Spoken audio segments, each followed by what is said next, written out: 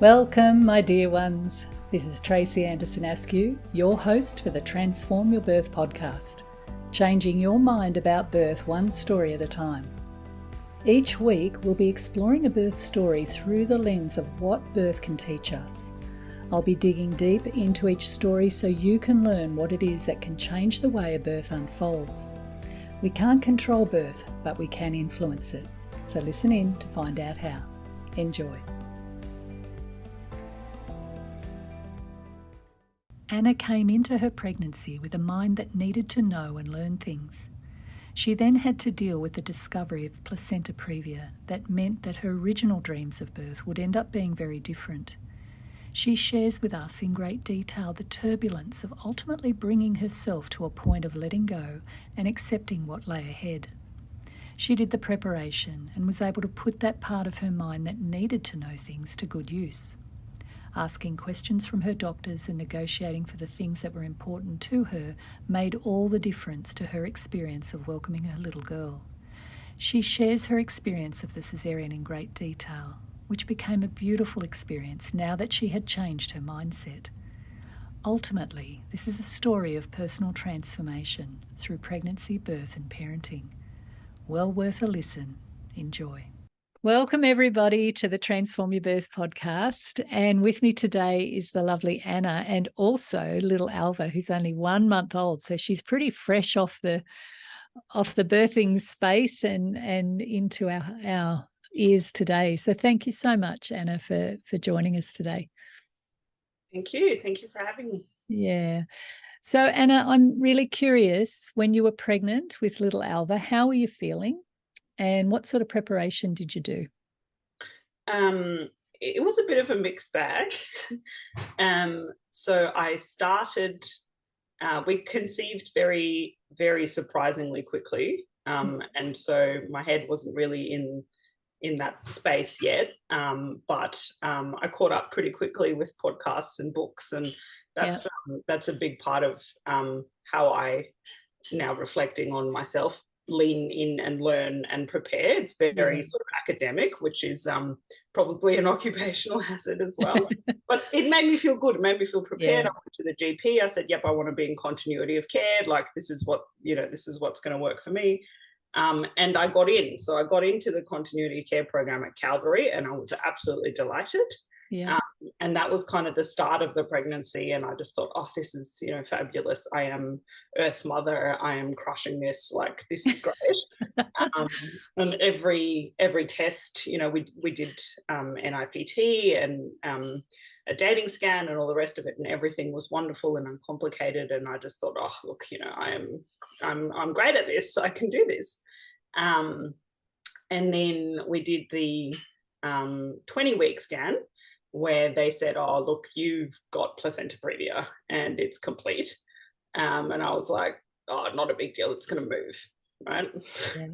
Yeah. And then...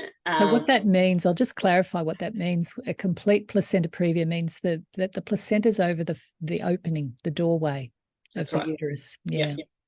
And there's different categories. So there's, very close to, and then there's covering, and then there's like, it's grown right over the top. And that was mine, where it was covered. Yeah. But in most cases, and I think, it's important as well, like that's where my hope was coming from. It does, as the uterus expands and as the pregnancy progresses, it does move, right? So I thought, oh, this will be fine, and I'm quite lucky. I've got medical people in my family, and I talked to them and they said, yeah, look, I mean, most of the time the statistics are really reliable. It does change, and just don't panic about it. And I didn't, which I think that was a really good thing, to not have sort of flown off a handle there and panicked about the risks. I did read up a couple of things which my midwife sent me, which was fine. Some of them were worded a bit grim, be aware that this could result in death, where I was like, great. Like, this is great. That's so useful. As a bullet point of the list. I was like, thanks for that. What am I supposed to do with that information? Yeah, not overly constructive. Anyway, so I did but that was the great thing about having a midwife. Like I had this Mm. conversation partner. Yeah, cool. And then at 26 or 27 weeks, I was diagnosed with gestational diabetes. Mm-hmm. And at that point, I kind of lost it, because that was now one and then two things where I really thought I have failed, right? Like I was on this high, and I was doing pregnancy properly, and now I'm not, and I have stuffed this, and my body is not capable, and this is going to get completely out of my control, and really, really negative. Yeah, yeah. And that was really hard for a bit there. And can I just come in there, Anna? Tell me what can you identify what the origins were with the belief that my body's stuffed up, my body's not doing what it's meant to be doing? Well, I think because on the one hand, the placenta was a sort of a thing that I felt like I took responsibility for. Like this is the organ that I had to grow, and the gestational diabetes was, like punishment for every piece of cake I've ever eaten.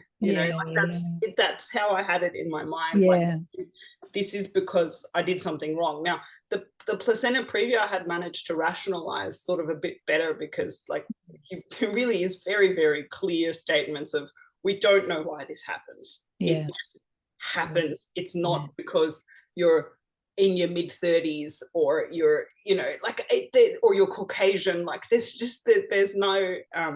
really no knowledge around why it happens. It just does. Late implantation, which I think in our case is definitely probably the cause, that it was just a lastminute.com little egg that went, I can do this, and that implanted quite low, and that can mean that the placenta then grows lower.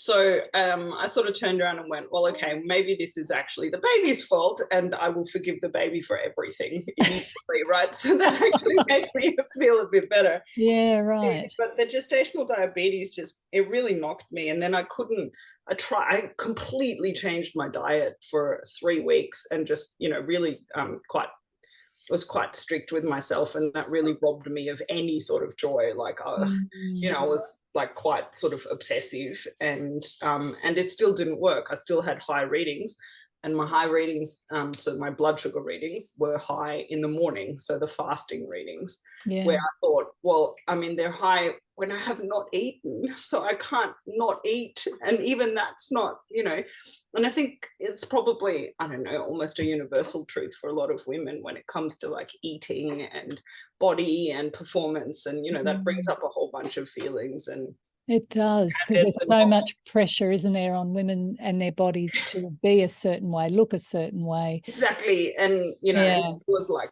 it was almost like now you've even failed medically, it's like, oh God, like this is terrible. So can I just come in there? And I really want to address this, because I think what you've raised here is a lot of the, what would you call it?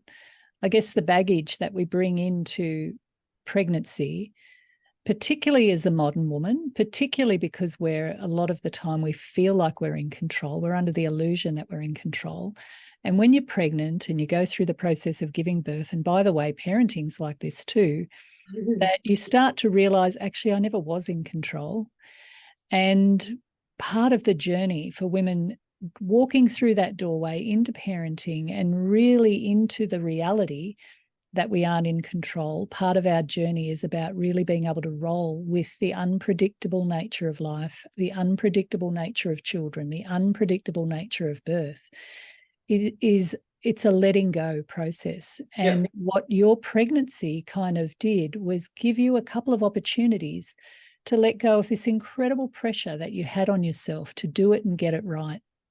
And I don't think you're alone, Anna. I think that's really common thing that I see a lot with women. And so the idea of, the implantation of where the baby decides to sit in your uterus is a completely random event. It has you have no control over that. It's one of those things that just happens, is completely out of our control. We can't even influence that. That's just the laws of nature. And then gestational diabetes, once again, it's the body giving us signals that we're metabolizing sugar differently. It's an opportunity to eat better. I mean, it does get you to focus on your diet, and there's nothing wrong with that. But by the process of learning to manage your sugars, brings your body back into balance. And if you need the insulin, then once again, that helps you to bring your body back into balance, continuing with a normal pregnancy. But so many women feel like, oh God, I've stuffed up because I've had a piece of cake. It's not, the one piece of cake isn't going to determine whether you have gestational diabetes or not. And once again, this is part of us learning, I think, to let go of these incredible internal pressures and to start to recognize that, okay, I've just got to learn to roll with what is, and to use these moments in time to become wiser and better and kinder to myself, so that, by the way, I can be a much kinder mother to my children, because you can't be kind to your children if you're not kind to yourself.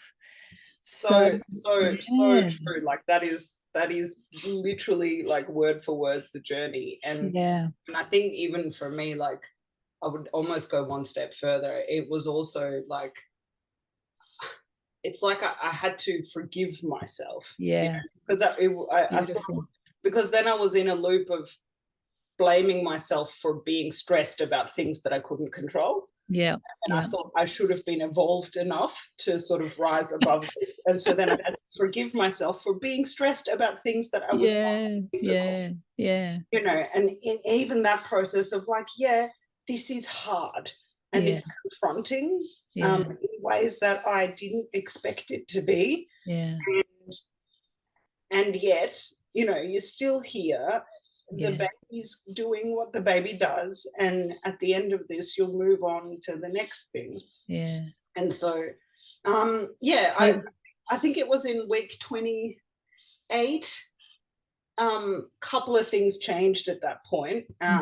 So because I had to go on insulin, I couldn't stay in the continuity program at Calvary or Northside Hospital. And that was pretty devastating. And so again, that reinforced for me, like, I am being punished because now I'm not even allowed to stay at my nice little hospital with my nice midwife. I have to go to the big hospital because I have failed, right? Like, so that there was a bit of a causation link there. And obviously they tried to move my file across and get it all done properly, and it turned into an administrative nightmare because of course it did.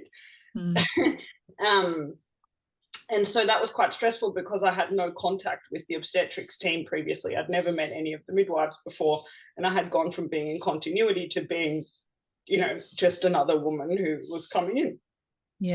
And then I had more scans, and the placenta previa had not changed. So my placenta had not moved. It was absolutely stuck where it was going to be. So I was kind of like churning through all of this change and doing my best to kind of find some coping mechanisms. Because I'm sure a lot of people say this as well. There's actually quite a lot of organizing and admin to do in pregnancy. Like, you have to remember stuff and go to appointments and chase down people, and like and I was working full time and acting like in my boss's role for periods as well. And I just thought, oh my God, how am I supposed to do all of this and also remain serene and calm, right? Like, I just can't. I have not cried as much in my life as I did during pregnancy, because that became like a release valve where I'm like, all right, I'm just gonna let it out. Today's like, I'm just gonna have a cry now because that's what needs to happen. It just all feels too much. And that's, pregnant women are more emotional, and we tease them about that. But there's great wisdom. I tease myself about it. But there's great wisdom in that. I'm a ridiculous version of myself. Because it is, as pregnant women, your body doesn't want to hold on to tension. It doesn't want to hold on to stress. So, and what you said is spot on. It is a release valve. But what also is going on in the mother as you're going through your pregnancy is your intellect gets turned down and your emotional intelligence gets turned up. And that's preparing you to be able to read your baby.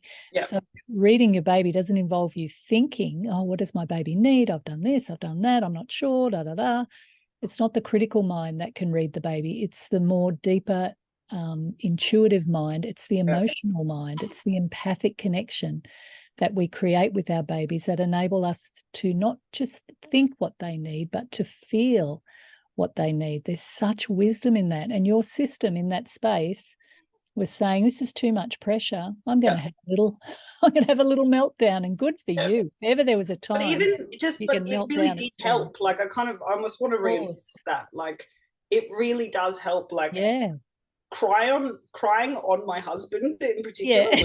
Like he just held me and I cried, and then I wrote things down in my calendar so that I wouldn't forget that on that day. Like I went full old school printed calendar and I put things on it, right? And I went, okay, now mental burden, like relieved. So I wrote it on the paper and I don't think about it, and or like. And I bet you felt better after it. Totally. Yeah. Having a cry is like doing a poo. You always feel better afterwards.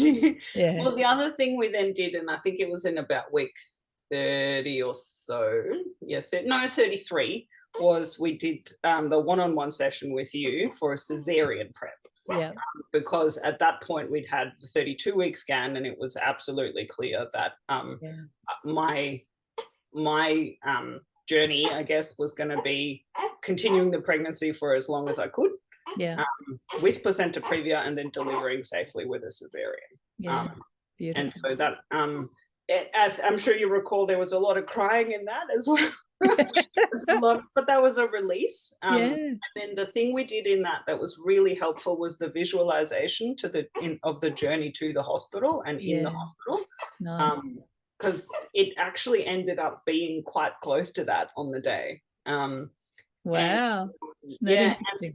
And the breathing exercises, which they were just there in the back of my head, and in the lead up in appointments where I got a bit stressed, or then actually on the day, it was there, right? I just went, okay, in through the nose. And then and you sort of just feel like you've got a little, just a little self-regulation tool. Yeah. So what Anna's describing there is a powerful tool of the breath. The breath is what can help down-regulate stress. It's the pathway to the relaxation response. So it's what helps us to feel more relaxed. And when women can anchor themselves to their breath, and by the way, it's not big breathing, it's not deep breathing, it's gentle, slow breathing, because we can also be at risk of over-breathing if we don't learn the proper physiology around breathing.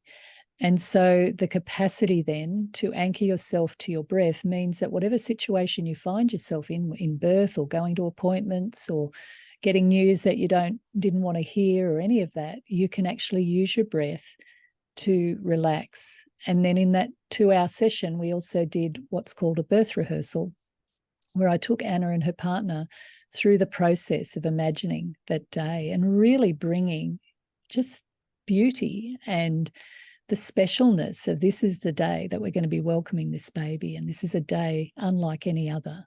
And I take them through the process of waking up and looking into each other's eyes in the morning and knowing that this is going to be a very special day, and getting in the car and going to the hospital and meeting the midwife who smiles and really reinforces, that you've got good care, and in the process of giving birth and meeting the baby and taking it through. And what that does with the mind is it takes something that isn't familiar and makes it more familiar.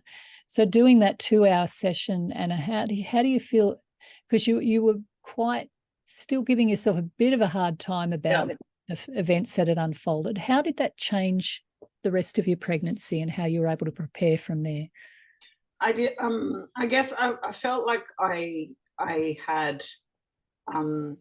I was able to hold my emotions a bit better, right? It wasn't so much that I wasn't going to be sad about how certain things transpired. And in a way, I felt like, maybe that's valid as well, right? Like, yep, you can mourn the experience you didn't get to have. Yeah. And yet, move forward optimistically with what you can have. Yeah. And then one of the things you told me as well was actually really encouraging around advocating for myself within public health, because that was another thing I was really beating myself up for, that we didn't have private health insurance. And, I had these comparisons of people who were going in and had this continuity with their obstetrician and were having 5-day hospital stays and pillow menus and whatnot, and I didn't have that. And I felt like it's something I should have had, right? Yeah. And actually, you were really pointed about being able to ask for what you wanted in the public system, because they're actually really used to being told what it is that people want anyway. Like, it could be quite conversational.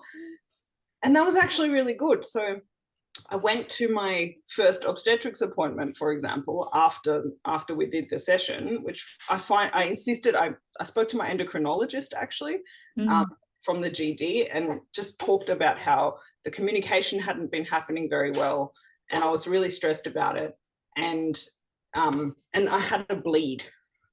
Right. So with Placenta Praevia, that really changes the game up, right? Yeah, of course. They get a bit nervous about that. I had to go into hospital, and I had an overnight stay, and they, consented me, and it was going to be this 34-week emergency caesarean, and I was zen. Like, wow. I'm not having a baby today. Like, it's not happening. Yeah. The bleed, it has stopped. And they're like, okay, well, you need to show us your pads and stuff. I'm like, no, I'm telling you, it stopped. We're done here. Like, I'm going. Calling the shots.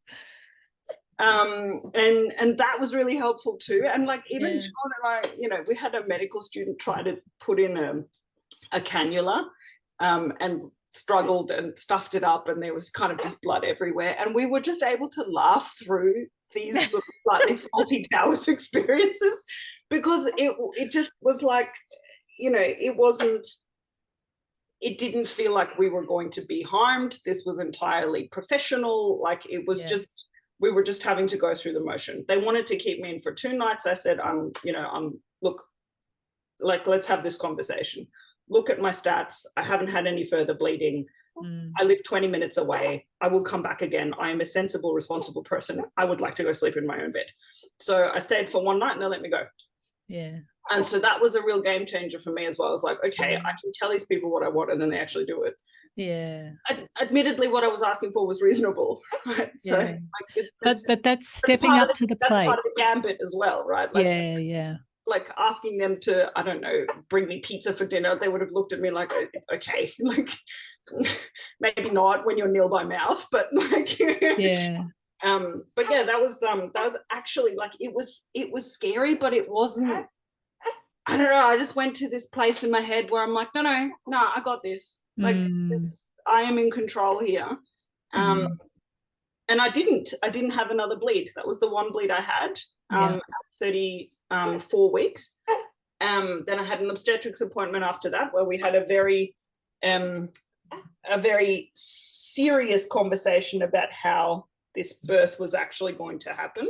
And I had spoken to my endocrinologist and said, look, I really want to talk to the consultant.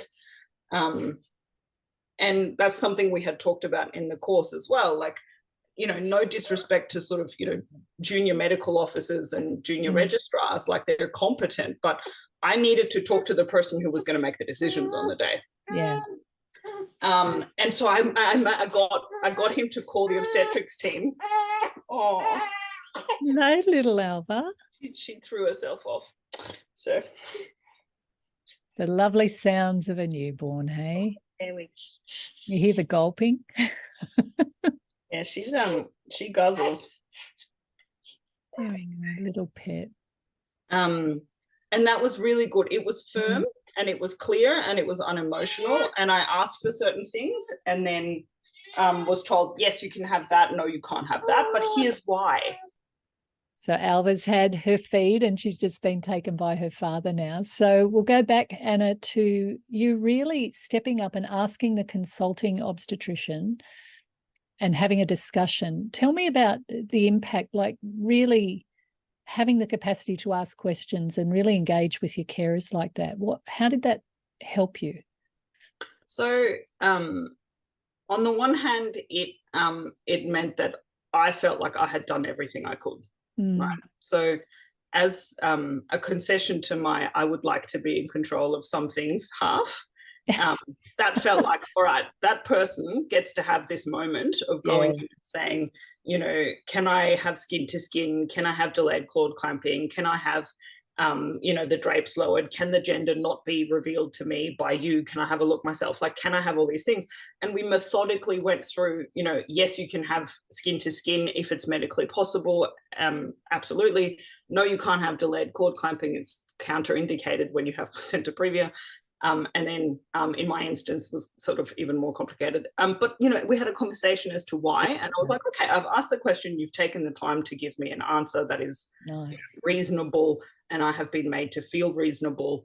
And we even had a conversation about the date, and they were really willing to talk to me about, with a planned caesarean,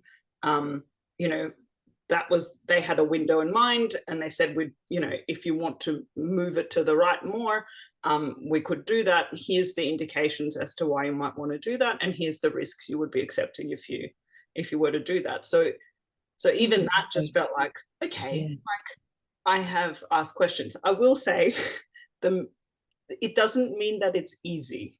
Yeah. So just because you do the advocating, it's still kind of scary, right? Because you are this vulnerable person who doesn't know stuff, or at least you think you're not the expert, and you're going in to these very informed, sort of decision maker types. And in particular, when you've got to the consultant, who is the person whose name is at the top of the document that says, yeah, I'm the one who's responsible for your care ultimately.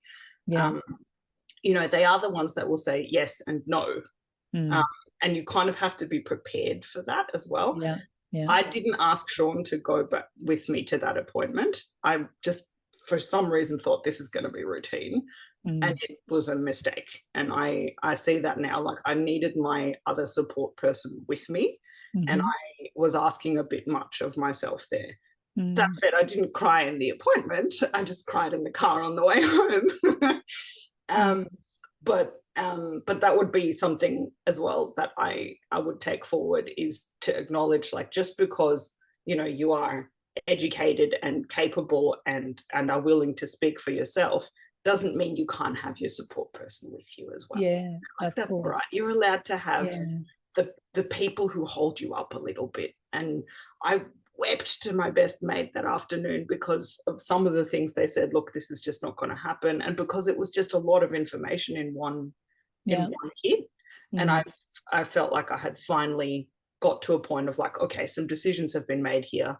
I am on a list. I have, a team, and I have a date, and this all feels really, really real. And I'm now really overwhelmed.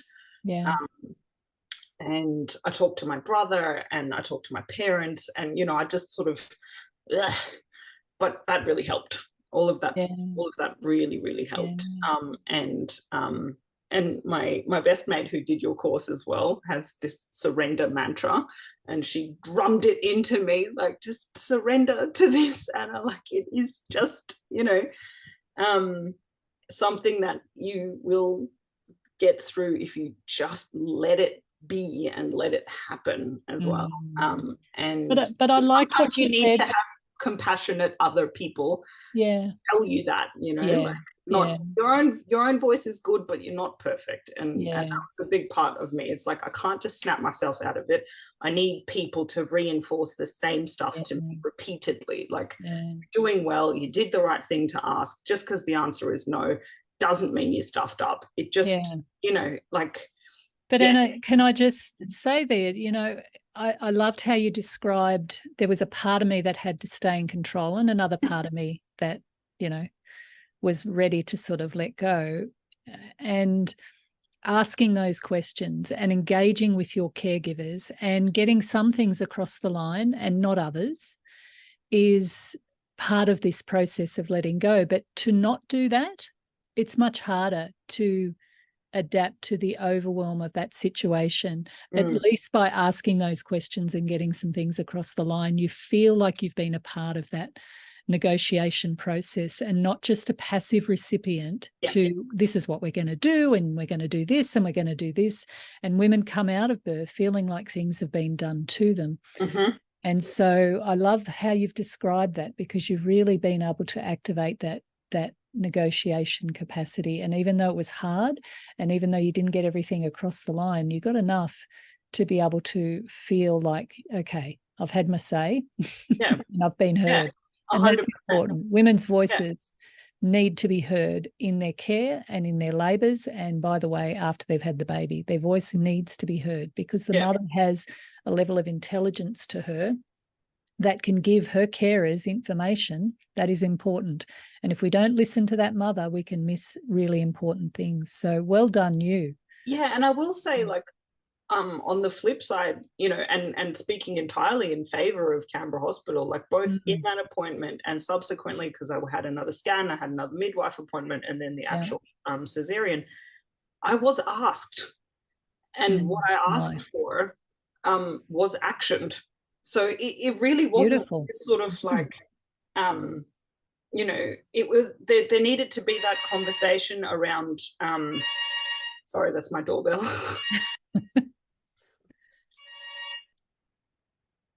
We keep it real on this podcast. The doorbell went off and there was a delivery. We're not overly produced. It's very a la naturel. So Anna, tell us, let's fast forward now to the day. And what was that like? So it's surreal. Like, knowing the day that you go in for a planned cesarean is surreal. But we were prepared at that point. Like, the day before, I had I went on maternity leave a little earlier than I had initially planned. Nice. That was in response to having had the bleed and the advice of really needing to, just slow down, really slow it down. Good call. I'm really glad I did. And I had 10 days before I then had the actual birth day, and that time was really good because I wasn't quite, I think, as manic as some of the cleaning that I've heard described from friends and colleagues, but I did do the skirting boards the day before we went in, because I just felt like that's something I needed to do. So important, so very important. Very important. But, the bags were packed and everything was ready, and I had been able to tell my parents, look, it's happening tomorrow. They were going to drive up from Victoria. Like, it was calm. That's the thing I had really stressed to myself and to the caregivers. I want this to be calm. I do not want this to be stressful, and I don't want this to turn into an emergency if there's any way we can avoid that, right? Like, nice. I have agreed to this day, and we're going to have it nice and calm. And that's actually exactly what happened. Like, we drove out there. It was a beautiful day. It was sunny.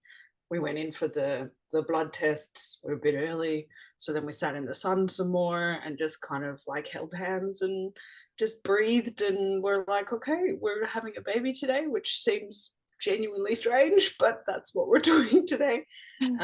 And it was not like, at no point did I feel like, oh my God, my blood pressure's rising and I'm freaking out or anything like that. Just not at all. Why? Why weren't you freaking out? Well, because I feel like I had done everything I could, but also because it felt right. Like, this was going to be the day. And I knew it was a little early, but also I knew she was going to be okay. Like, that was, I don't know, like maybe the intuition thing, but I thought, no, she's going to be okay. I have done everything I could to get us to 37 and 3, it was, with Placenta Praevia. And I had my GD really well managed at that point as well. So they were not worried about growth. So with the insulin and diet, like, it was all really, really good. I thought, no, we're going to be okay here. Then I was first on the list. We sat in the little, like, the funny little room where they gown you up and stuff, and like did the Wordle on my phone, because you're allowed to have your phone on me, and we're passing the time. I'm like, all right, let's do some word games. And we did I just remember doing the Wordle, just being like, this is really weird.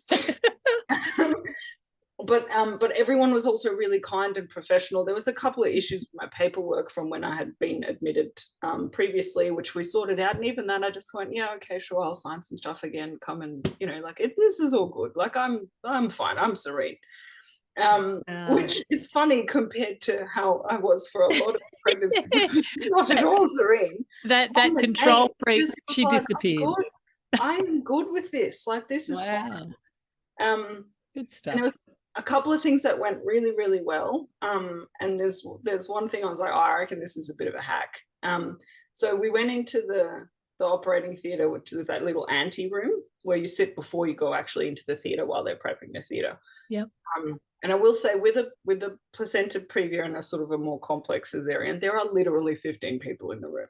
Right? Yeah, right. Yeah. There's a lot of people. And I had what's called a cell saver machine, which can recycle some of your own blood back to you, so you avoid having to have a full transfusion, because they were prepared for really significant blood loss, which I did end up having.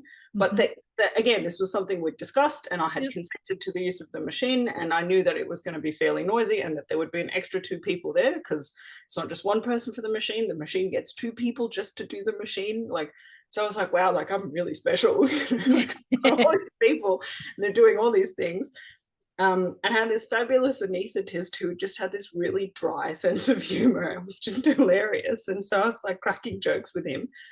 And then I was able to walk into the theatre, which for me was really powerful as well. I was like, I don't want to be into here. Like, I've got legs. So I walked in and sat myself on the bed, and he did the spinal in there. And that's the one moment where Sean couldn't be with me, but they were so clever. They said to him, would you like to go to the bathroom now? Now would be a good moment. So he was off doing stuff while I was in and so he didn't sit there in this room being all nervous, like, oh my God, you know, where's Anna? Like, he had a job in that moment, which was like, no, go and prepare, like, go to the bathroom, wash your hands, get a snack, blah, blah, blah. And then they're like, oh, she's ready, you can come in now. I was like, oh, you geniuses. Like, this is a really good thing to do. Yeah. So that's my little hack now. Get the support people to go to the bathroom when you're getting your spinal, because it gives them something to do. And you also don't feel that sort of separation as well. You're like, no, like, I know I have to do this alone. And then, like, I was on the table, and the midwife was awesome. I had the conversation with her again, like, I really want skin to skin if it's at all possible, and I understand the circumstances in which it might not, and blah, blah, blah. And I don't want them to announce the gender. And so she went in, they did a huddle before they started the operation, and they all talked about everything and had introduced themselves to each other. And it was all done really, like, really textbook and really nice. And she made that really clear, like, Anna wants skin to skin, and don't announce the gender. She wants to have a look herself.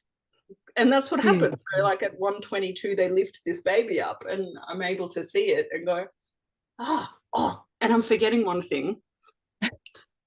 Right before they started the incision, the anaesthetist goes, come on, you have a guess as to what the gender is. You know, have a guess. And I had thought the whole pregnancy I'm having a boy. And in that moment, I went, no, it's a girl. Oh, wow. Oh, my goodness. And then they started the incision, and it was a girl. I was like, yep. It was in that moment, I was like, no, I know, it's a girl. Wow. Yeah.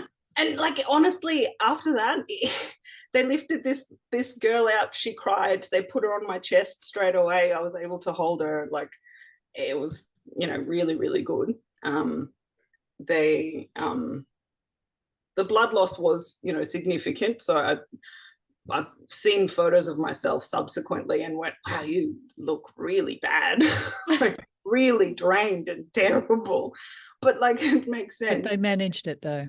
Yeah. And, like, now look at me, like, 4 weeks later, I feel really, really good. I have rebuilt, I think, the levels properly. I'm able to move around. The pain from the cesarean scar afterwards was, it was bad for a couple of days, but, they give you pain medication to manage it, and it's fine. So I think you're on a podcast 4 weeks later. That's a big effort. And I'm going for walks, and we put the pram together yesterday, and I'm still married, so that's good. Anna. So there's, like, what a moment. So tell us about when you met her. Like, what was that like and she did come straight over to you? Yep. They brought her straight over. And then the midwife did her observations while she was on my chest, which was excellent. Nice. And so she just sort of, like she kind of had her eyes tightly closed and was sort of, yelling at me. I didn't have a big sort of gush of emotion. It felt more, it just felt calm. I was like, okay, I have my baby now.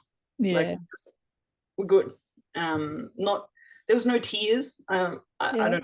Weirdly, for somebody who cried during pregnancy and then stopped crying, it happened later on, like a couple of weeks later. There's been some moments like when I've looked at her and just gone, wow, and just cried. But it wasn't a rush, and that's okay as well. Yeah, bonding is a very unique and individual experience. I've had 4 babies, and every time they've landed, it's been a different feeling.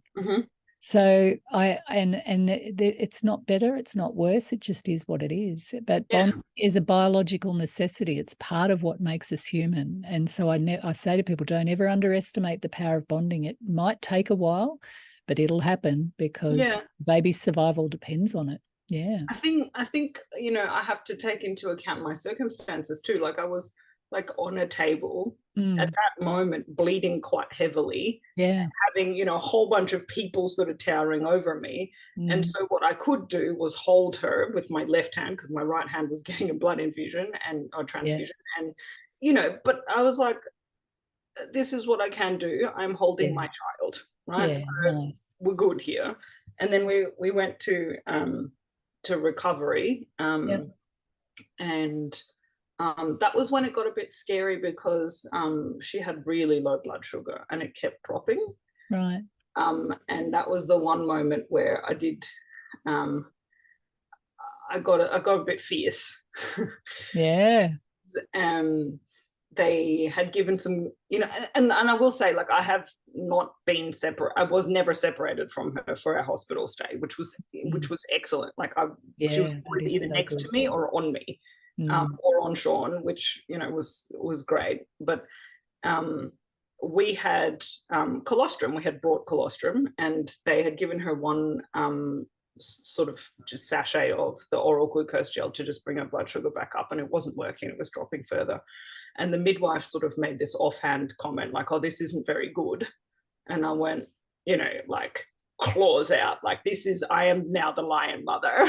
It was really funny, because I'm like, I literally hadn't regained feeling in my legs yet. And I was just like, you were ready to pounce. You go and call the maternity ward and get them to bring the colostrum that I brought down, and we'll give her some of that.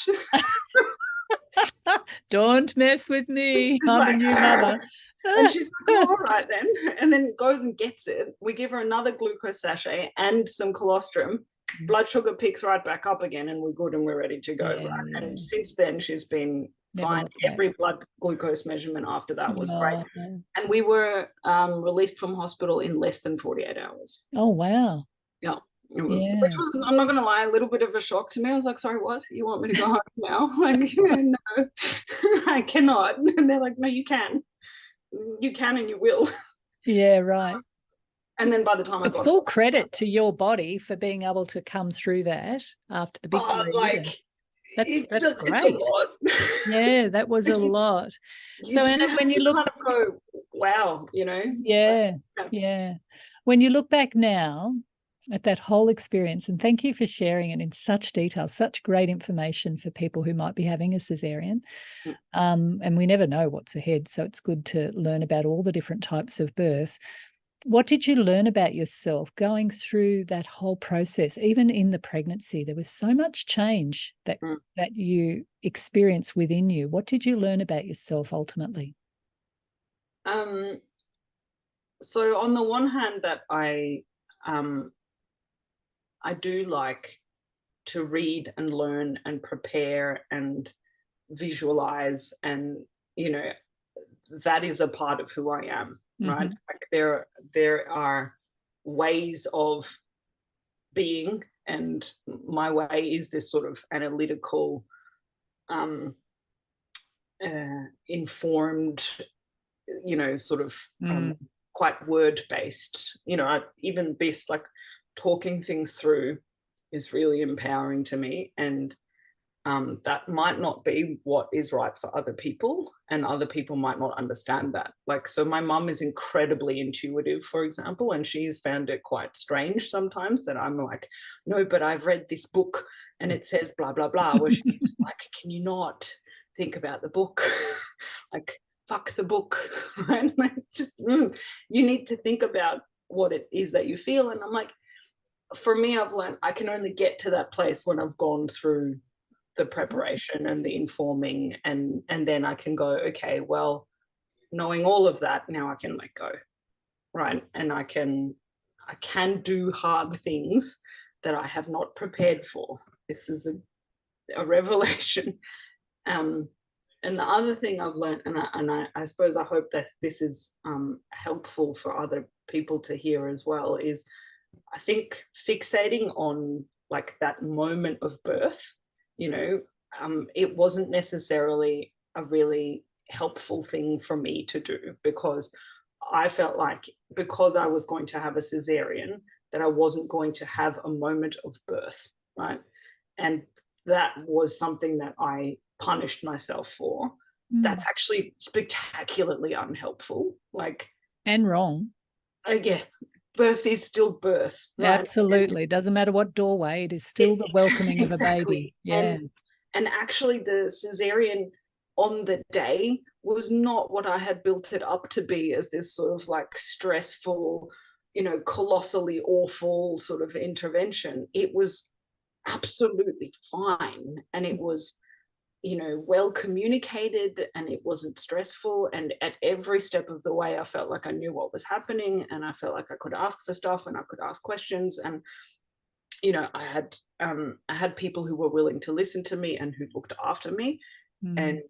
and I would trust that more now if I had my time over again. Like, yeah.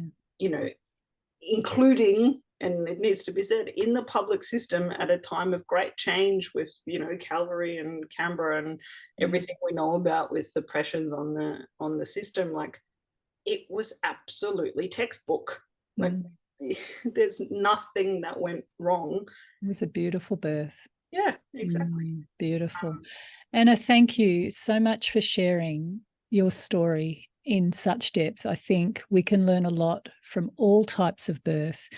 And what I sense with your journey, you know, of being a woman who's very much information oriented, with a lovely analytical mind, an empowered mind, you know, I can do this sort of approach to life, and probably very accomplished in your life, to then moving through a pregnancy which put you in touch with your emotions, that feeling part of you that started to emerge, all of those tears, all of that capacity to release the build up of the tension, and to bring those two parts of your nature together to move through the process of having that baggage of, you know, being big earth mama, to actually, I'm going to be going down a completely different path, which is going to require medical skill and attention, to adapting to that type of birth, and then doing the preparation, getting clear on what was important to you, communicating that to your carers, and getting such great responses as a result of doing that. You couldn't have everything you wanted, but you had most of what you wanted. To then going through the process of seeing the cesarean as, and experiencing it as, not this big thing that you built up in your mind, but actually a beautiful day, a surreal day. And the day that little Alva, well, you know, joined us in this world, is going to, it's such a powerful story of transformation and change. And I suspect, and you would agree with this, Anna, that, you know, that sort of pulling together of those different parts of us as women is essential when it comes to parenting, because once again, we're not in control of these little babies, are we? We're just got to get on board with who they are and what they invite us to become in being able to be their parent and help them in life. So when we can connect all of these dots to see that path of change, that, you know, from pregnancy to birth to parenting, it's a transformation process. And your story is a beautiful example of transformation and of you ultimately letting go, but it's still acknowledging that other part of your mind that needs to do the work to understand, to know, to collect the knowledge so that you can let go I think is great, great wisdom. So for all of those women out there who are potentially listening to this and you think, oh yes, I'm an Anna. I like to know a lot, and I like to utilize my capacity to learn and research and work out what the evidence is.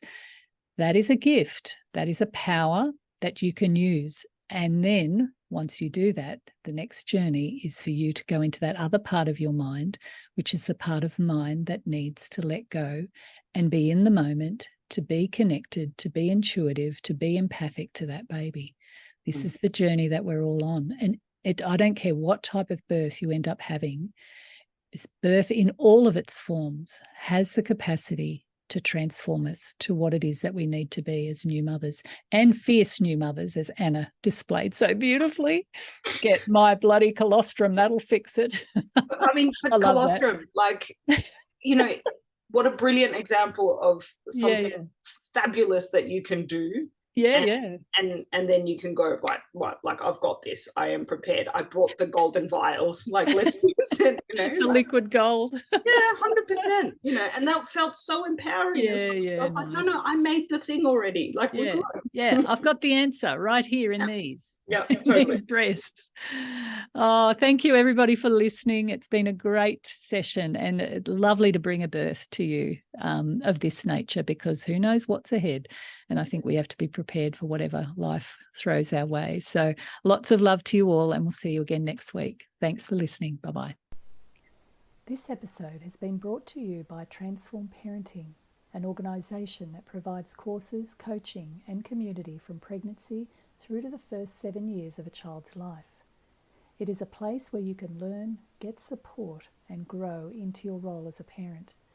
Our Transform Your Birth course, both in Canberra and online, is waiting for you to feel calmer and more confident to give birth and change the way you labour. Or why not watch our free masterclass on Keeping Relaxed and Excited About Birth, where we discuss the 3 most important things that can change a birth. You'll find us at our website on www.transformparenting.com.au.